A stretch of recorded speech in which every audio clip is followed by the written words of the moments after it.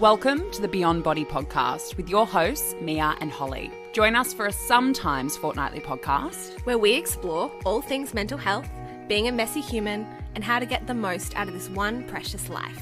and all the ridiculous stories in between. Hi, Mill. Hi, listeners. Welcome to, the last month of winter. It is also retreat month for us, Mill. How are you feeling? I'm feeling really good. I'm really, really excited. I mean, this month is a bit of a mixed month for me because it's my recovery anniversary. And I've lost track of the years, which is really great because I think that's a really good sign.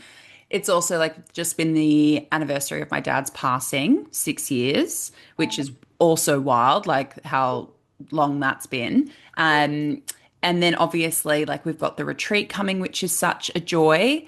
And Taylor Swift announced a new album. It's Hates on. I mean, on the balance of everything, really, really good. Also, Josie is coming down for 4 days with her little family tomorrow. So on the balance of everything, really, really good, but still heavy, big stuff. What about you? Yeah, it's a lot of big life things going on there for you, Mill. It's just one of those seasons. Everyone I've spoken to has been yeah, it's been a really big winter. No one's had a really relaxed, quiet, sitting in bed with a cup of tea kind of winter. Yeah. However, as much as I would love that, just hasn't been the reality. I'm really good. Like I said on the last podcast, just had a big couple of months, but kind of feeling like I've come through it and just forever grateful for, the recovery skills, gone life skills of being able to process really tricky things and move through it with grace for the most part. But I'm good. I just feel like I've been kind of involved in my community. I had this really funny experience on the weekend that I feel like you're gonna just laugh at. Tell me. So on Sunday, I live in a collection of small towns, all coastal rural towns. And I just popped to this local little grocer up near me. This place is tiny. It's a petrol station slash bottle slash coffee shop slash grocer. And it's tiny. So Aussie. I love it.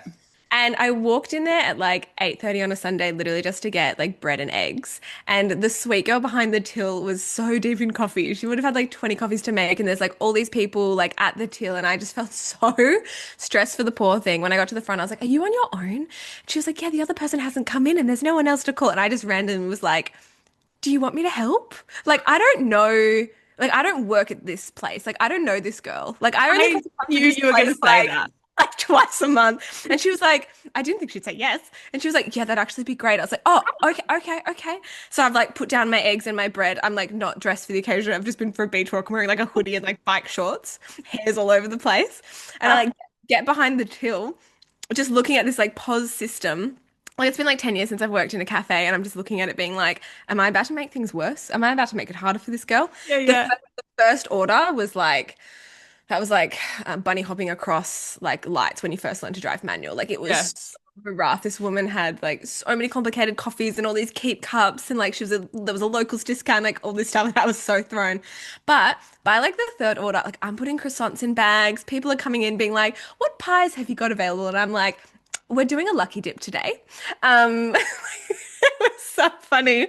And some people that I knew came in and they were like, what are you doing? I was like, just helping my local community. What do you mean? What am I doing?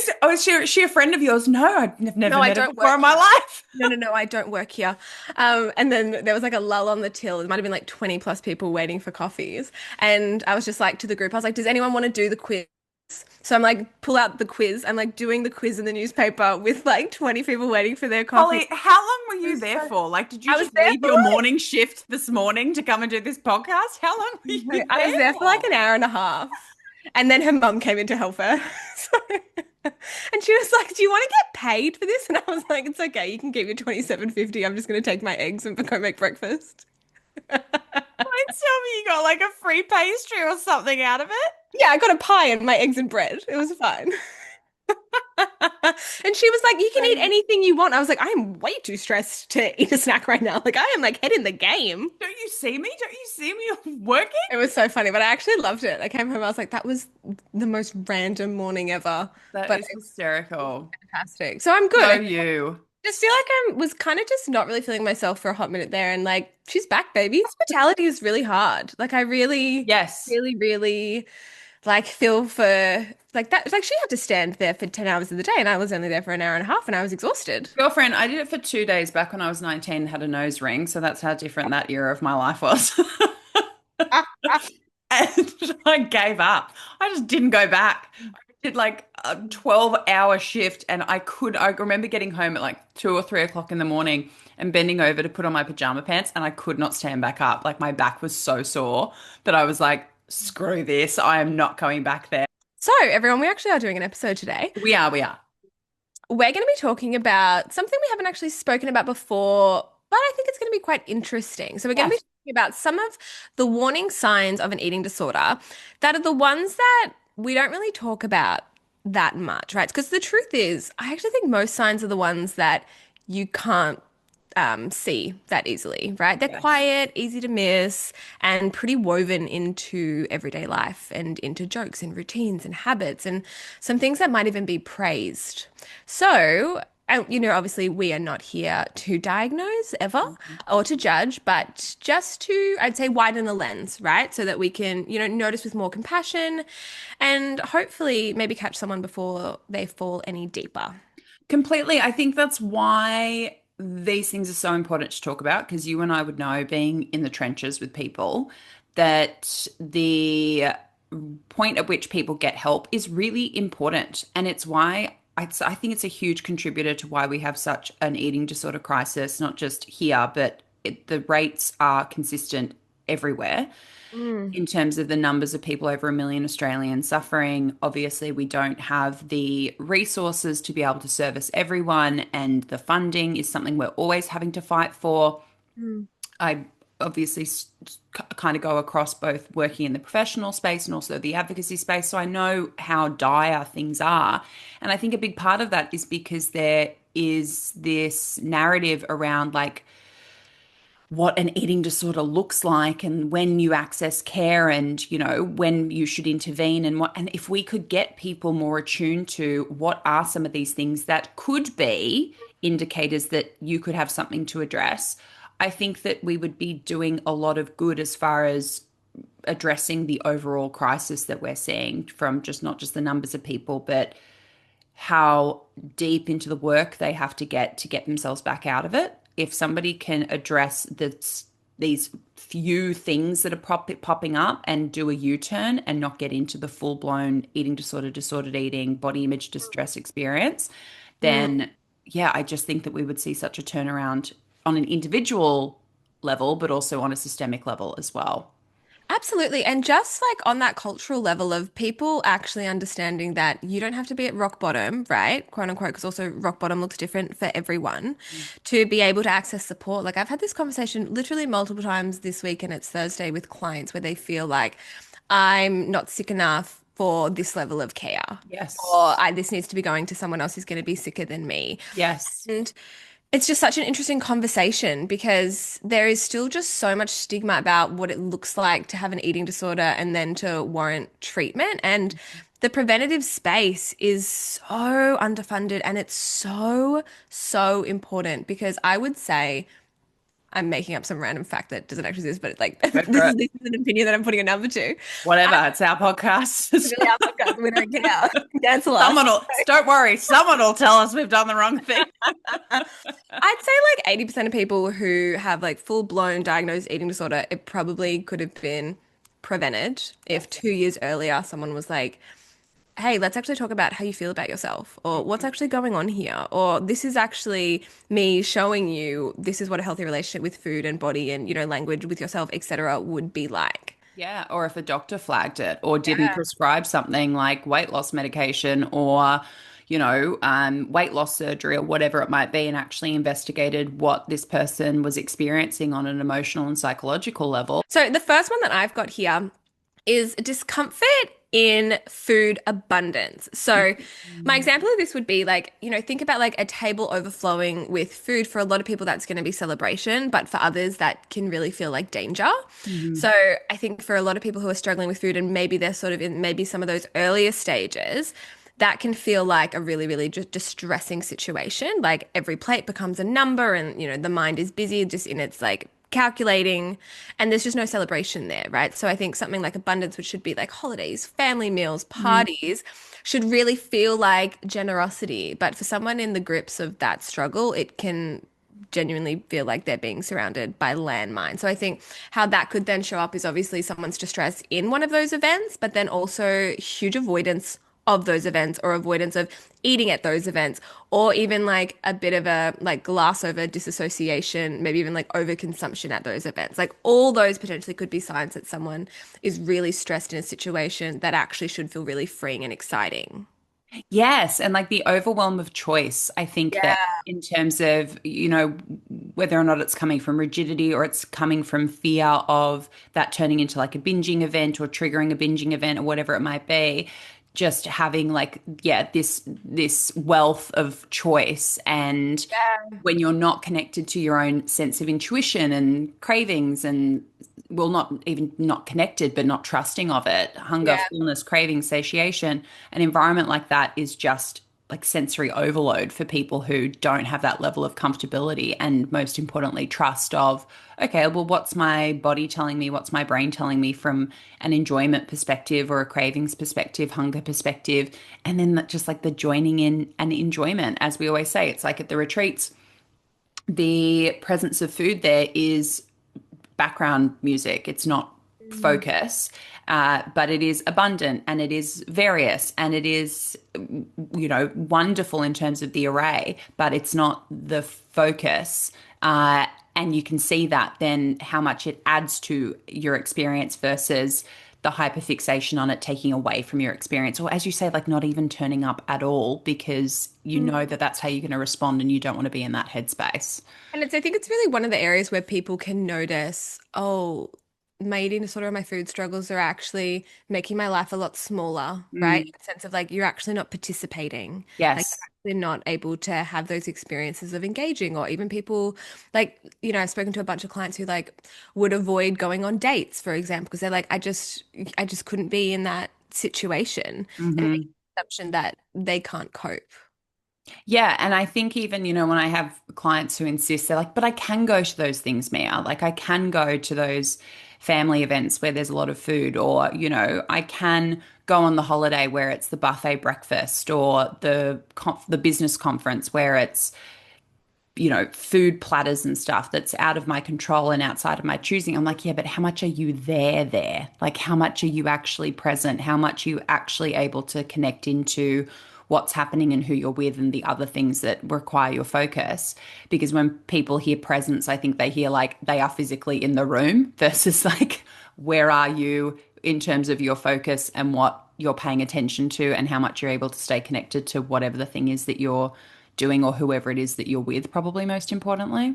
Yeah, absolutely. Right.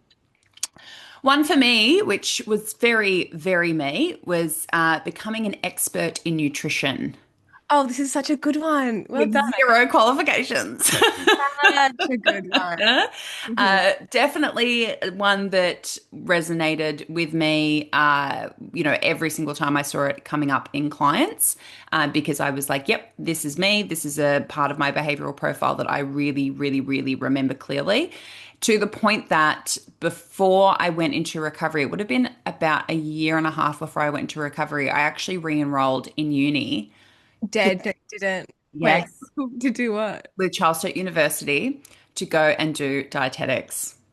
Oh Did my I God, never tell you this? no, So no. I even went up to Wagga for a week, for a Wow. prac week, and it was the worst week because I was so, so, so disordered. I was so unwell and I was miserable. I hated it. Like, I am not a science person at all. I literally dropped out of science and maths when I could at the end of year 10, when you could like then just do your electives in year 11 and 12. Hated it. Like, it was totally unaligned with who I am and my values and my interests. But my eating disorder was like, you're obsessed with food. Do you know what you could do? You can go and do a degree that's going to give you even more information about food. My brain would collect nutrition information. I'm going to put quotes around that because it would be things that I'd read in magazines or seen, well, not so much on social media because things like Instagram, etc., weren't so much of a thing before I went into recovery. like Instagram had literally just started when I went to recovery, but just collected things that people said to me, things that I heard in conversation, and they would become gospel. They would become things Totally. that I firmly believed. I remember all of the magazines would do the like runway model what I eat in a day. Yeah. And it's all lies. Like so many of those models have come out since and been like, absolutely not. I had a full-blown eating disorder. I wasn't eating all this like at these intervals, and it always had salmon. Those what I eat in a days always had salmon. Um, and I would just absorb this stuff and then I would preach it and I would say it like I had authority. And when people would ask me about my health routines and my food routines, I would lie and I would parrot all of this nutrition stuff that I had picked up over the years that was 90% probably garbage. And Mm. I will be totally honest, it gave me a real sense of superiority. It gave me a real sense of identity and self. And it was all untrue. I was hurting myself terribly. Like my body was absolutely inflamed to the point where I had rosacea because my gut health was so bad because of the behaviors I used.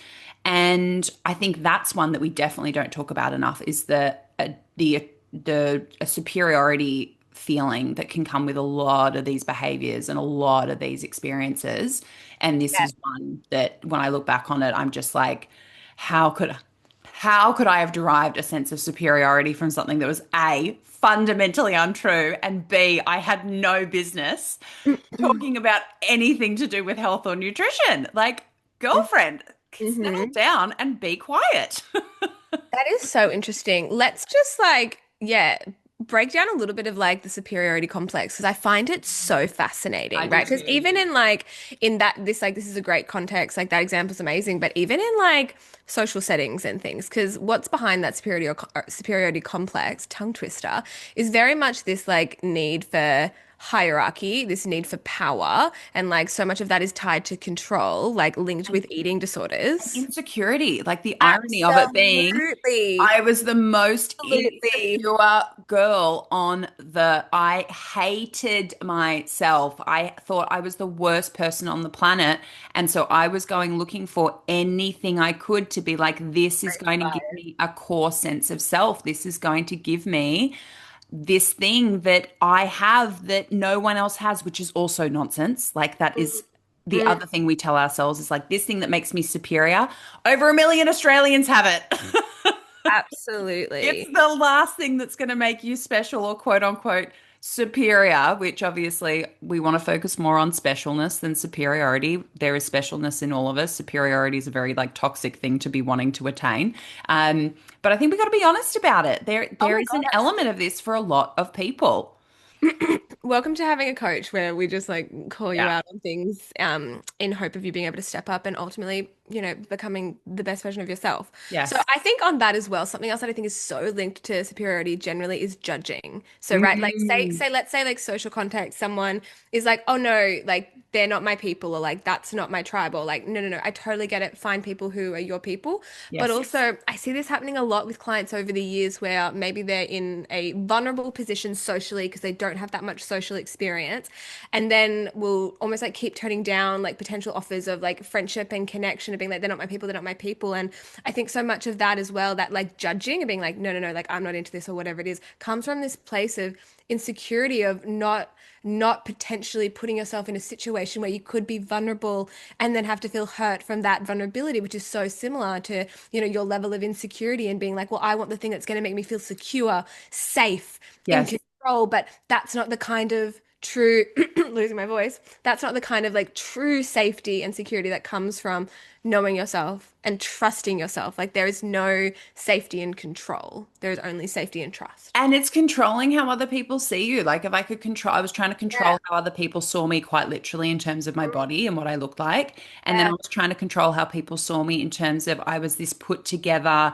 very confident, very, structured person, very controlled person, but in that sort of you, white woman beige aesthetic kind of way, like the Gwyneth Paltrow goop kind of aesthetic of like this woman who's Totally. just so to Put put together. together, and they're Country all club meets linen. Yeah. exactly, and they're all I'm sorry disasters.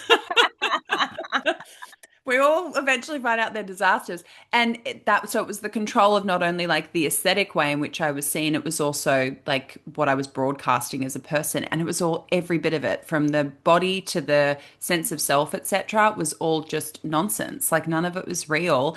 And it's such an emptiness there too when as you're talking about like those people who you then maybe attract when you're in that space of prioritizing that. Gosh, it's so empty to not be seen or to be seen incorrectly because of what you're putting out there versus, yeah, vulnerability is really, really scary and it is risky and it is a constant kind of like walking around in the world with your heart outside of your body. But when you find the people who really see you, the risk is so worth the reward versus just that, like the energy you have to put into orchestrating and performing this person you're not, only to then get like the emptiness of no one is actually seeing the true me, is just horrendous, horrendous. I think it's such a form of breaking your own heart. Mm, I've gone through all this effort to show up in the world as a person, the person who I think the world wants me to be, but that's not necessarily who I am. And now I feel like more lost than I ever have been, and I'm so far away from who I actually truly am. But yes. I think there's an opposing way, which is very much like our approach and our like general lifestyle is like choose to live with that like raw heart open, because Yes. that does mean yes, you are going to get hurt, but also you get all the beauty that comes from also creating connection. Like Yeah. you have to be vulnerable to have connection, and that also means sometimes you will be rejected.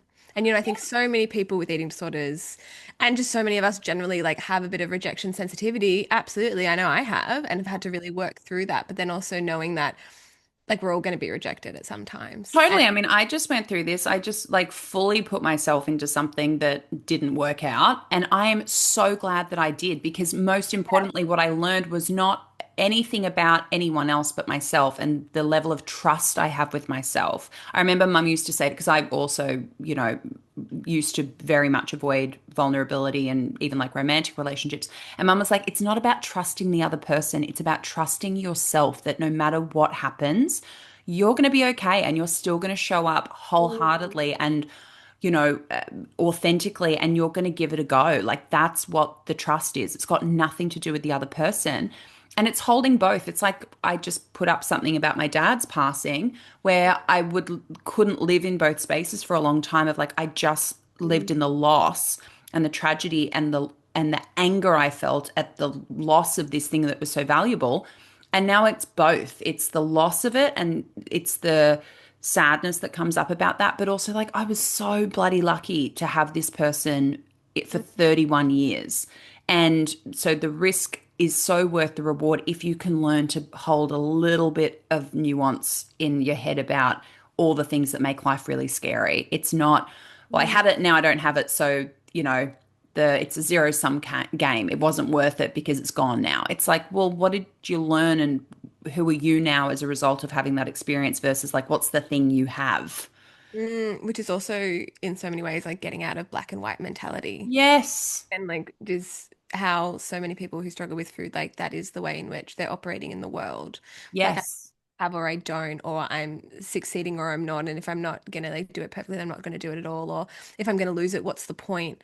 If And you can't guarantee that this is going to work, then I'm not going to do it. Oh my yeah. God. Like, how many moments of like joy and connection and self-discovery do you miss out on, even if you know at the end that like that person is not going to be in your life, they're going to pass away or whatever. Like, Mm. my God, like what? That's the loss. That is the loss. That Yes, that is the loss. I feel like so often I see this come up with clients with a bit of like life decision paralysis where they're like, I need to make the next right choice. Like, what if this isn't the thing that, then is the right? Like we're very right, wrong, as Yes. opposed to being like, there's probably like a good, a bad, and up and a upside down to every decision you make. It's really like taking the lesson from it and being Yeah. like detours are how we like learn about our life. I think one of the journaling questions we ask at some point in the retreats, I can't remember where it is like, what's the best detour you've ever been on? Right? Yeah. Like, what is the detour that has taught you the most about who you are? And I would say absolutely recovery. It's so Yeah. interesting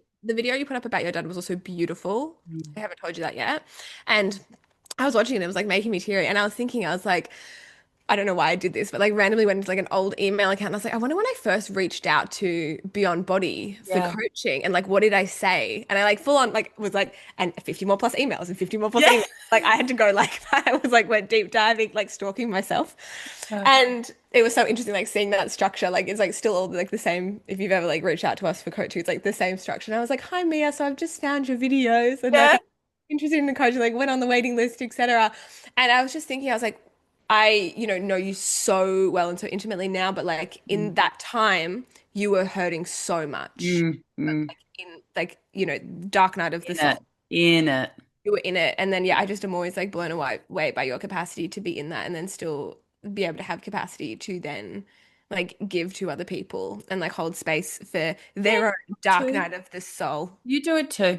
You Yeah. do it too. I think if you're drawn to this stuff, like, but you've also taught me, gosh, we're really going We've really on a what the fuck's this tangent. podcast about? But you've also taught me in terms of like that there is like a limit to that as well, in terms of when those things um start to work against you as far as like how much you're giving out versus how much you're keeping for yourself. And yeah, like you've taught me a ton in terms of protecting that and holding on to that. And as you always say, staying, not self-abandoning, staying. They're learning to That's a little preview for an upcoming episode yes. of a theme.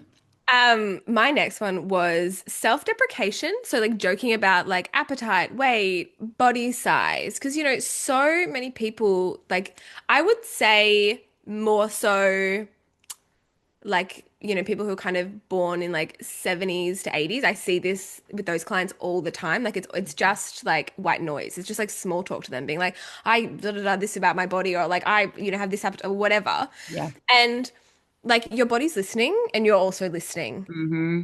I think again, similar to like the judgment we were talking about before, laughing is a shield. I think like, a joke about like, I feel like I hear this all the time, like eating like a pig or like needing to roll home, right? Like might Yeah. sound harmless, but it's often like this really coded message. Like it's a way to get ahead of people's judgment by voicing it first. And like that humor, like, it becomes armor. Mm. And, the joke is maybe like the only way to like say the thing that like they're so scared that someone else might say to them. Yeah.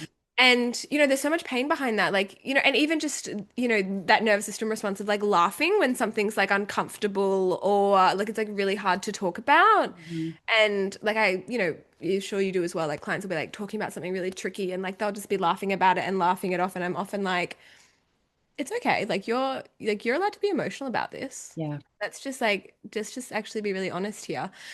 So in like both those contexts, I think it's something that we see all the time. I feel like, yeah, it can just be normative behavior, but actually, pulling someone up on that and being like, don't talk to yourself like that it can just be that thing that like intercepts that like subconscious reaction. Yes, and it's something from the beginning of my experience as a coach that I noticed and became really passionate about was like how we use language and especially how we allow eating disorder self to use language. That's why I think it's a great warning sign that you've mentioned that it's early is like in terms of like those early warning signs, because we are always listening and these little things will creep in. And if you hear it enough, it starts to feel like truth, even if it's framed in your mind as like a joke or just something that's self-deprecating.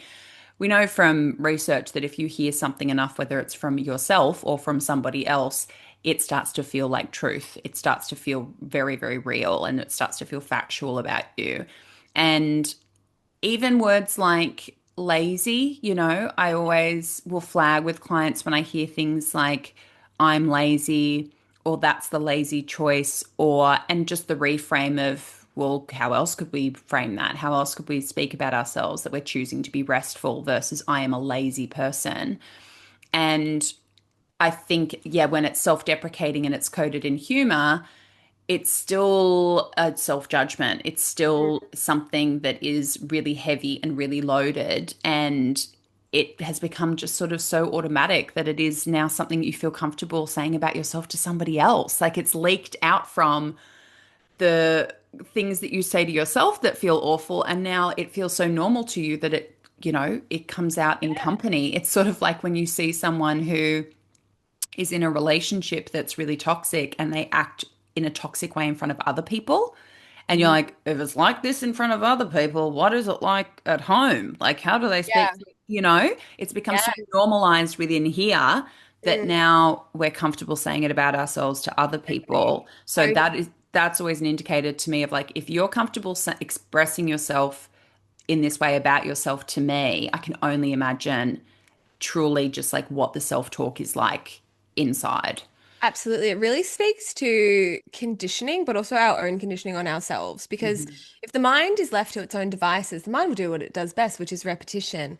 And Yes. if something is not intentionally challenged, you will believe it. Like the default is that is factually correct. Whereas like it's often like hyperbole or lies or just so misconstrued and there's actually nothing factual about that. Like, I think like we would both do this quite often where we just challenge what a client's fears about something and being like, what's actually true here and what's your mind telling you it thinks is true? And do we actually have the evidence to challenge something that is opposing to this?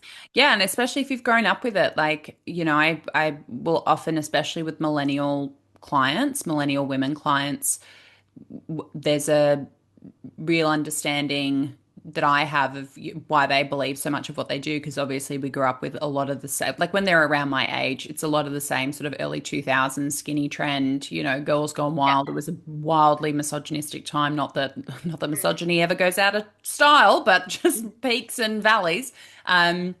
And like how our mothers spoke about their bodies, and like my mum had a Yeah. pretty healthy relationship with body image and food, etc., but she spoke terribly about her body at times. And by pretty good I mean comparatively to what I have witnessed in other people. And that's just like breathing in air, but it's actually fumes.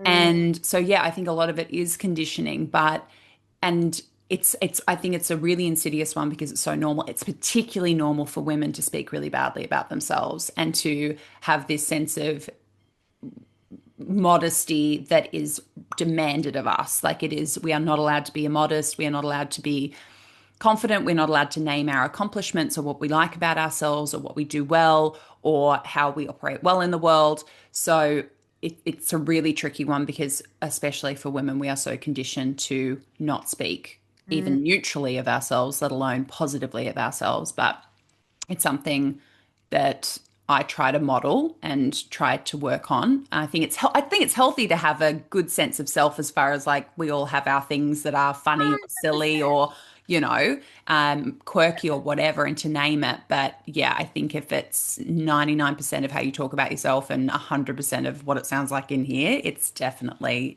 probably an indicator of something, if not an eating disorder, something to do with your relationship with yourself. Absolutely. I say this to people all the time. My clients are probably so overhearing it, but your relationship with yourself is the most important one you'll ever have in your life. And like, your mind, your body, like you guys are together every single day. Yeah. So you want that to be a loving and kind one. Yes.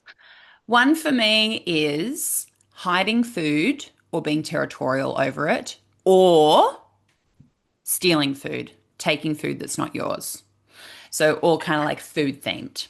So, I think particularly like the hiding food or being very territorial over food, this can be framed, and we see it in TV shows and stuff. I always remember Joey from Friends like having the big thing like Joey doesn't share food. So Oh it can just yeah. be like an idiosyncrasy or whatever. And I understand it. Like if you've been looking forward to going out to a restaurant and like they do the best fries on the planet and like you get your fries and like you're not sharing any of those fries, I understand. I'm the kind of person who's like, all right, let's get a share of more fries. Yeah, Always go we'll with get to more the double. fries. Yeah. Never less, always more. But I think if there's a real sense of this is a very, very significant eating event in that I have earned it, or it is something that I emotionally had to prepare for, or this is, something that I'm going to beat myself up for tomorrow. So this is just mine and nobody else's. And this is Yeah. not the background music. This is the whole focus. Um, as well as being territorial over food in a house, I think can manifest for people as well. Like, this Absolutely. is my food and nobody else can. And look, I understand that. I've had housemates, I've had roommates. I was also the housemate with an eating disorder who used to take people's food, Same. full of eating disorder. Same. Same. We're really unmasking the shame here. Same. Oh, yeah, yeah, yeah, yeah, yeah. We're on full confession mode today. So I understand it. I understand it. I understand what it's like to go to the cupboard and be like, oh my God, that food that I wanted is gone and it's mine. But I think there are certain circumstances where it's like, oh yeah, that's inconvenient versus that is world ending to not have that food available to me in the ritual that I want it, in the routine I want it, in the way that I want it, uh, for the reasons I want it. So I think this is a big intentionality one. And then, yeah, Yeah. the taking food or stealing food that is not, which is sort of like the flip of that a little bit. But Yeah. I used to do it and it carried so much shame. It's why I talked openly about it since I think it was one of the first videos I made was talking about it. Was like signs and symptoms we don't talk about. It was the first one because it carried so much shame, but it was such an indicator to me that like I had no true control over my behavior because it was so out of alignment with my values to take something of somebody else's. Absolutely. And I also was so one of the first things I learned in therapy was how much like because of my childhood I was so sensitive to like any sense of humiliation and like to take someone else's food and to be found out was so humiliating. It made me want to just like crawl up and die in a corner, but I Yeah. couldn't stop myself from doing it. So yeah, just some of those food related things that I think these aren't nuanced. Totally. I think these are pretty overt but not spoken about. Absolutely. You can see like they're the behaviors that are sort of people are exhibiting, but behind that, like particularly like, not wanting to like share the meal on the meal out, like that's coming from a scarcity mindset as well. Like, yeah, it could be I've earned this, and so I really want to, be able to like I'm allowed to now like indulge in this. But Mm. it also could be like when there's a scarcity mindset, like you actually feel like there isn't enough for everyone. Yes. And then in like the home environment, like that same experience, this was exactly my experience. And again, it was so shameful, but also that's literally why we're here to like unmask these things. Yes. But it was the same thing. I remember I had this housemate and small backstory. He was like a hiker. Like he was like really into hiking and his like mum would literally like make him like what's it called? Like a Trail trail mix? yeah, like a trail mix, but it was like it had like good bits in it. It had like really like the chocolate buttons and stuff. And I Good. would I just hate like trail mix. absolutely like go and like just eat all the chocolate buttons out of his thing. I And get it. then I remember we were all out to dinner with my housemates. I was with like six people at the time. This was years ago in Melbourne. And he was like, guys, someone needs to make a confession because all the chocolate has been eaten out of the trail mix. And I'm like, cool, I'm just gonna look on flatmates.com and move out of the state. And then like I didn't confess, and we're all Yeah. just sitting around the table, and it becomes like a huge Cluedo game of like, where were you at this time? And he's like full on called his mum, being like, did you make sure you put the chocolate? And she's like, yeah, I did, Kurt. And then we were like all walking home, and I just like blurted out, I was like, I ate the chocolate. Ah, I can't contain it anymore. Mine's worse because I would do it when there were only two of us living in the house together. He's And then like, I well, get the it text wasn't me. message. I get the text message, where's my blah blah? And I would just be like, I'm on my way to Woolworths now.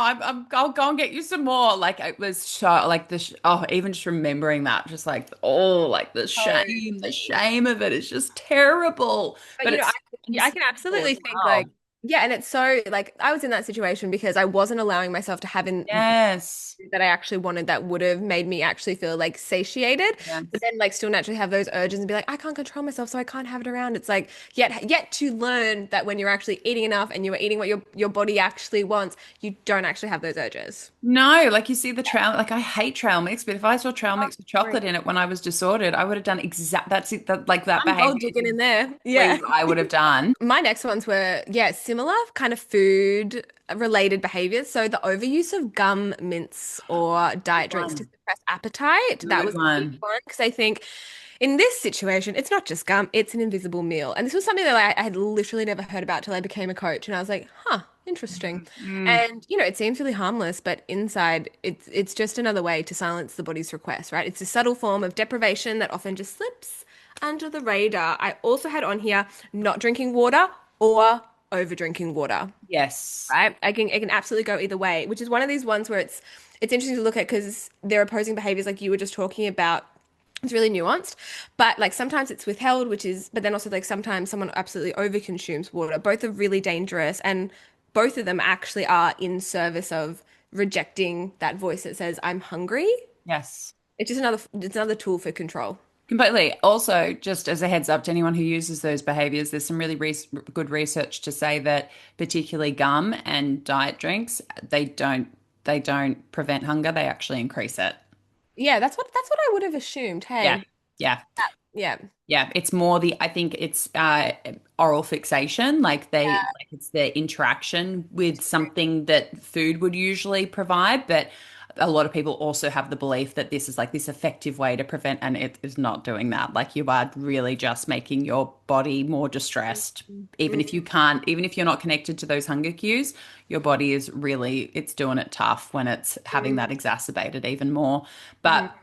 yeah, this is definitely one that comes up a lot and can go missed, as even in the eating disorder process of like working with someone. This isn't something that people will necessarily divulge because it is so normalized, because it's probably an earlier warning sign kind of thing that is very normalized by diet culture in terms of, even the way that I think I've seen gum even marketed in this way of like putting off eating, and that, that's a benefit of it. Like I think with Mm. advertisements, they've even used that as part of the marketing pitch in terms of like why to buy it. So yeah, so many of these things have been co-signed and endorsed by diet culture. So no one's looking out for them as warning signs. But yeah, this is definitely a common one. But one that, yeah, your eating disorder might have told you some stuff about it that isn't exactly true. Hmm. Yeah, yeah. Another one for me is obviously body checking, but body checking that probably doesn't appear as compulsive as body checking can become. The one that I think we've seen most normalized by diet culture is buying clothes that are too small for you to use as motivation, but that is like a great big body check, right? Because you're going to keep trying on that item of clothing to see what is happening with your body. And this can be during, a phase of dieting that can then obviously show up in full on disordered eating disorder kind of practices and behaviors. But yeah, using clothes as a marker, even if you're not somebody who is overtly body checking with like compulsively checking multiple mirrors, or measuring in a more official way, or grabbing or touching, or comparing to other bodies compulsively. I think the clothing one is definitely one that has become incredibly normalized. I think we see it in things like, Bridget Jones' Diary and that sort of stuff, where it's like that's just a normal thing that women do. That's just how women motivate themselves to lose weight before an event or before a holiday or whatever. And it's like paying money for something that your body isn't meant for, and that isn't, just isn't meant for you in this season of your life, to try to, yeah, change yourself to fit it, I think it's Mm. just a really sad Isn't it? It's reality that like that's so normal for us to think that that's like a healthy motivator. Yeah, it really makes me, yeah, feel like so angry because it's just another example of, the more we think we're supposed to look a certain way, the more money we're going to spend in the Yes. pursuit of that. Yes. And it kind of like hangs in your wardrobe as this like Mm, specter, this like ghost of this version of you that you think you're only when. supposed to be. And that is just like this ultimate capitalistic like rejection of who you are right now at this moment being good enough. It is. Totally. Oh, and I remember when I went, like I was recovered, like well recovered, and I got this beautiful dress. I had to go to a wedding and I got this beautiful dress, and it was silk, it was red, it had no like stretch to it, and I'm like quite an hourglass shape, Mm. and it showed up, and I put it on, and it was not for me at all because it had no stretch and it had no shape to it either. Like it Silk literally, is so unforgiving. Silk is so funny sometimes. so unforgiving. The only way I can wear it is like I have some beautiful silk skirts, like with drawstrings Mm. that then like sort of fall Yeah. really beautifully. But in terms of it actually like sitting on my body in a way that feels good, I just looked at it and I was like, beautiful dress, not for me. Yeah. And like it just went straight back into the iconic bag and off it went. Whereas if that had happened when I was just, so I would have, it would have been that belief of like, not, oh, that's just not meant for me. That's just not something that suits my body. It would have been, there's something inherently wrong with my body. And what could I possibly do to change my body for this dress? And it was, even though I'd been recovered for some time, it was still like a light bulb moment of, oh my goodness, thank God we don't operate in that place anymore of, that this is the malleable thing. I'm the problem. The Yes, body is the problem. this is the thing that's got to be shoved into shapes like Play-Doh, depending on the dress or the season or the, you know, trend or like what we're being told bodies should look like. It's just, this is not Play-Doh. The dress is Play-Doh. The dress is the thing that's meant to, be formed to go on the body. That's not meant to, yeah, be used like it's this malleable tool to, basically appease and please everyone except for you. Totally. I think we should do a second part to this because I have so many more. But one Yeah. that just came to mind to maybe finish on is um, that person who is always like in the front line of the new trend. Like they Yeah. are like whether it's like fashion trend, whether it's like beauty trend, whether it's like wellness Diet trend.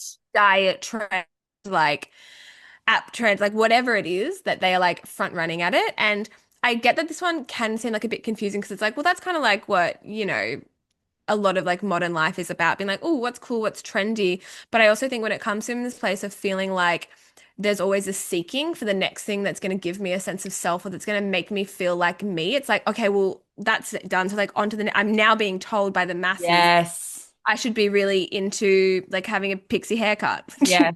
Tell you, that would not suit me at all. No, not ever in my life will you see me with a pixie haircut. No, no.